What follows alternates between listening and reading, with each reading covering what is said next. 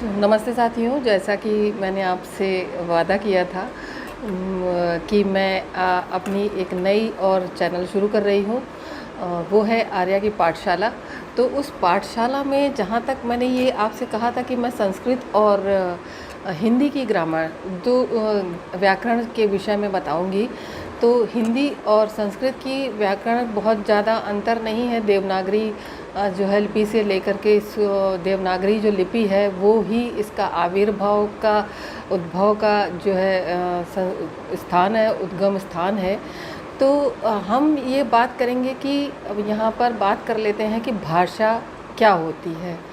तो यदि शुरुआत से हम ये समझ लेते हैं कि भाषा क्या है, तो भाषा वो है जो एक जीवधारी व्यक्ति है। अगर कोई भी जीवधारी व्यक्ति है तो उसकी एक भाषा है, चाहे वो पशु हो, पक्षी हो, मनुष्य हो, कोई भी चीज़ हो। इवन आप देखिए पेड़ पौधों में भी जीवन होता है तो उनकी भी अपनी भाषा होती है। हम भले नहीं उनकी भाषा को समझ पाते हैं, लेकिन उनकी एक भाषा होती है मौन। वो सूख जाते हैं किसी भी तरीके से, अपना दूसरी जगह हम लोग जब उनको ट्रांसफ़र कर देते हैं, दूसरी जगह उनको लगा देते हैं जा कर के, तो फिर वो वहाँ पर भी वो मुरझाते हैं। फिर वो नई मिट्टी में अपनी पकड़ बनाते हैं और इस तरीके से अपना जो है अपने आप को खिला हुआ महसूस करते हैं और हरियाली बिखेरते हैं। तो हर चीज़ का जो भी जीवधारी है, जिसमें भी जीवन है, वो सारे के सारी चीज़ों की अपनी अपनी भाषा होती है। तो चिड़ियों की अपनी भाषा है, पशुओं की अपनी भाषा है, हम नहीं समझ पाते। लेकिन जब भी आप देखिए कोई जो है गाय है, भैंस है या कोई और जानवर, कुत्ता है, बिल्ली है, जो खुश होता है, खुशी खुशी से आवाज़ निकाल रहा होता है, तो वो भी हम समझ जाते हैं कि ये जो है पशु काफ़ी खुश हो रहा है, खुशी में जो है आवाज़ दे रहा है, आवाज़ निकाल रहा है। और गुस्से में होता तो झगड़ा कर रहे होते कुत्ते, काफ़ी सारी आवाज़ें निकाल रहे होते हैं एक साथ। तो बिल्लियाँ उसी तरीके की होती हैं, उसी तरीके से गायें होती हैं। और गाय और बैल और सांड जो इस तरीके से जो झगड़ा कर रहे होते हैं या प्रेम से बातचीत कर रहे होते हैं, उनकी मौन भाषा होती है।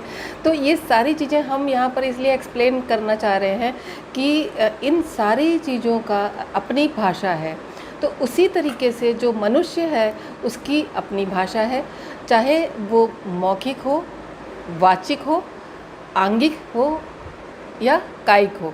तो वाचिक मतलब जो भी जिह्वा से जो भी शब्द निकलते हैं, जो भी शब्द निकले वो होती है मौखिक भाषा।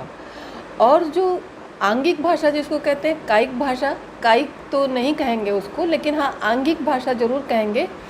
क्योंकि अंग की भाषा, मान लीजिए कि नैनो की बात नैनो ने समझी, तो आँखों में जो बात हो रही होती है वो आँखें कैसे समझ लेती हैं। तो ये सारी चीज़ें जो होती हैं वो आंगिक भाषा में आती हैं। मान लीजिए कि आपने शर्माने की जो है अपनी एक्टिंग दिखाई या अपना वो दिखाया, तो वो भी एक भाषा है आपकी, जो आप शर्मा करके दिखा रहे हैं। तो ये सारी चीज़ें जो होती हैं एक भाषा में आती हैं। अब भाषा में हम चलते हैं कि जो वाचिक भाषा होती है, जो बोलचाल की भाषा होती है, उसका आविर्भाव कैसे हुआ। उसका आविर्भाव इस तरीके से आप मान के चलिए कि जब जीवन हुआ, तो जब जीवन की उत्पत्ति हुई तो जो है शब्दों का प्रस्फुटन हुआ, शब्द फूटे। जब शब्द फूटे तो शब्द जोड़ करके जब वाक्य बन जाते हैं तो वो जो है भाषा बन जाती है। अब हर व्यक्ति की अपनी अपनी भाषा होती है। हिंदी बोलने वाला है तो उसकी अपनी भाषा है, हिंदी है। वो बंगाली बोलने वाला है तो उसकी अपनी भाषा है, वो बंगला बोलता है। उड़ीसा का है, उसकी भाषा उड़िया है। ऐसे ही कश्मीर में है, ऐसे ही आप पंजाब में चले जाइए, राजस्थान चले जाइए और महाराष्ट्र चले जाइए, मराठी हो जाती है, राजस्थान की जो है राजस्थानी भाषा हो जाती है, कश्मीर में कश्मीरी भाषा हो जाती है, बिहार की बिहारी हो जाती है। तो बिहार में वहाँ पर बोलियाँ भी बहुत सारी हैं। उनकी मैथिली है, उनकी भोजपुरी है और भी कई सारी हैं जिनके विषय में अगर हम बहुत गहराई में जाएंगे तो बहुत सारी बोलियां मिल जाएंगी। तो बोलियां और भाषाओं में अंतर है। तो भाषा में ग्रामर जो है, व्याकरण जो है चलती है। भाषा जब भी हम बोलते हैं कुछ भी शब्दों का कुछ भी जोड़ तोड़ करके नहीं बोलते हैं। जब सेंटेंस को जब हम बनाते हैं तो उस सेंटेंस को बनाने के लिए हमें व्याकरण की आवश्यकता होती है। वो व्याकरण जो कि हमें ये सिखाता है कि हम सही वाक्य कैसे बनाएं। तो जब सही वाक्य हम बना करके बोलेंगे तो ही हमारा जो है समाज में जब हम कोई भी बात रखेंगे तो उचित प्रकार से अपनी बात को रख पाते हैं। अन्यथा कुछ भी बच्चा भी बोलता है, एंगोइंग कुछ भी करता रहता है, हम उसकी बात को समझ नहीं पाते हैं और उसकी भाषा को ऐਵੇਂ ही समझने की कोशिश करते हैं कि ये कह रहा होगा, ये कह रहा होगा। तो उसकी भाषा न समझ पाने के का कारण यही होता है कि उस बच्चे को व्याकरण का ज्ञान नहीं होता है, क्योंकि उसको केवल कुछ शब्दों का ज्ञान हो जाता है। बोलते बोलते वो कुछ शब्द जो सुनता है आसपास, उन शब्दों को जोड़ तोड़ करके जो वो बोलता है, बोलने की कोशिश करता है, वो ये सोचता है मेरे आसपास जितने लोग बोल रहे हैं मुझे ऐसा ही बोलना चाहिए। तो उन्हीं तरीके से वो बोलने की कोशिश करता है, हंसने की कोशिश करता है, अपनी तरफ आकर्षित करने की कोशिश करता है। तो ये सारी जो उसका क्रियाकलाप होता है, अपनी बात कह देने की बात होती है। तो ये सारी चीज़ें जो होती हैं वो उसकी भाषा व्यक्त करने का एक तरीका होता है। तो ऐसे ही जिधर हम आगे बढ़ते जाएंगे, हम सिर्फ अपने देश में ले लें तो जितने राज्य हैं उतनी तो भाषाएं हैं ही। तो समग्र राष्ट्र को अगर हम ये देख लेते हैं तो हमारे पास सबसे ज़्यादा भाषाओं से धनी हमारा भारत देश है, क्योंकि हमारे देश में जो है राज्य भी हमारे ज़्यादा हैं और भाषाएं भी हमारी ज़्यादा हैं। तो हम अपने भारत पर इसीलिए गर्व करते हैं कि विभिन्नताओं का जो देश है वो हमारा भारत देश है।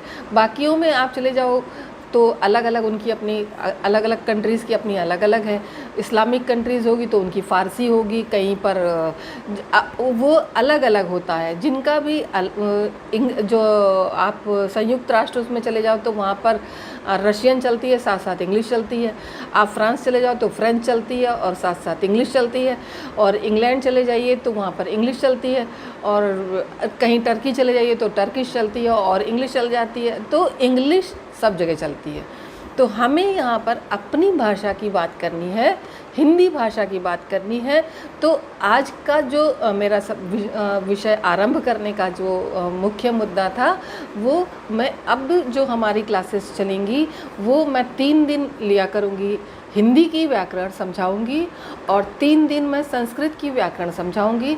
और वो मंडे टू वेडनेसडे होगी हिंदी की क्लासेस और वेडनेसडे से लेकर के सैटरडे तक होंगी हमारी संस्कृत की क्लासेस। मतलब आप 3 दिन आप हिंदी की हमारी व्याकरण पढ़ सकते हैं और 3 दिन आप संस्कृत की व्याकरण पढ़ेंगे, जिसको कि मैं बाकायदा आपको छोटे छोटे एग्जाम्पल्स के साथ में आपको समझाती रहूँगी। और आपको जो चीज़ नहीं समझ में आती है तो आप कृपया कमेंट बॉक्स में ज़रूर लिखिएगा कि आपको क्या चीज़ समझ में नहीं आई। और आपको अगर अच्छा लग रहा हो, मेरा समझाने का तरीका अच्छा लग रहा हो, तो वो भी ज़रूर से लिखिएगा। चैनल को सब्सक्राइब करते चलिएगा। और जो टीचर्स इसको देख रहे हों, चैनल को देख रहे हों, तो वे ज़रूर से ज़रूर इसको जो है सब्सक्राइब कर लें। शायद आपके जो है बच्चों को आप आगे फॉरवर्ड करते रहेंगे तो उन्हें भी लाभ मिलेगा। और मैं टीचर्स को तो नहीं कहूँगी कि आपको आता नहीं होगा, आपको तो बहुत कुछ आता होगा। मैं भी सिटी मॉन्टेसरी में पढ़ाया करती थी, तो वहाँ पर मैंने हिंदी और संस्कृत पढ़ाया। उसके बाद फिर जब मैं दूसरी स्कूल में गई तो वहाँ पर संस्कृत ही पढ़ाई। तो इस तरीके से मैं जो भी मेरा पढ़ाने का तरीका था, मैं वो सब तरीका आप लोगों के साथ शेयर करती रहूँगी। धीरे धीरे आप लोग अपनी जो है जो आपकी अभिलाषा, आपके प्रश्न क्या हैं वो भी आप डालते रहिएगा। अदरवाइज़ मैं अपने अनुसार लेसन आपको एक एक लेसन देती रहूँगी, जो शायद 10 मिनट के भी हो सकते हैं, 15 मिनट के भी हो सकते हैं, लेकिन आपको उनसे लाभ मिलेगा। उसके लिए आपको इतना तो ज़रूर करना पड़ेगा कि चैनल को सब्सक्राइब करना पड़ेगा, बच्चों को और शेयर करना पड़ेगा, ताकि और बच्चों को लाभ मिलता रहे। और मेरे हिसाब से जो यूपीएससी, पीसीएस या बीपीएससी या इन तरीके के जो भी सिविल सर्विसेज की एग्ज़ाम की तैयारी कर रहे हो, शायद उनको भी कुछ कुछ लाभ मिल सकता है। उनकी तो हाई लेवल की तैयारी होती है, उच्च स्तरीय तैयारी होती है। तो ये मैं अभी बिगिनिंग के जो है हमारी शुरुआत है, तो जो बिगिनर्स हैं, जो छोटे बच्चे हैं, ये वहाँ से शुरुआत मैं कर रही हूँ। और मेरे हिसाब से जो सिविल सर्विसेज की तैयारी कर रहे होंगे उनको भी लाभ मिलेगा, क्योंकि उनको भी शुरू से ही तैयारी करनी पड़ती है। तो इस तरीके से मैं आगे आपको मिलती रहूँगी। नेक्स्ट वीडियो में आपसे भाषा का आविर्भाव कहाँ से हुआ, भाषा क्या होती है, कितने प्रकार की होती है, इस विषय को लेकर के मैं अगले एपिसोड में आपसे मिलूँगी। आज चूँकि सैटरडे था, आज मैंने शुरुआत की है, तो इसमें केवल जो है आमुख दिया है अपनी मैंने इस व्याकरण की क्लास का, कक्षा का, की भाषा क्या होती है, और इसके साथ साथ आगे मैं और आपको बताती रहूँगी। और तब तक के लिए जय हिंद, जय भारत और जय हिंदी। और इसी के साथ साथ आप अपने प्रश्न मुझे पूछते रहिएगा और मैं बताती रहूँगी।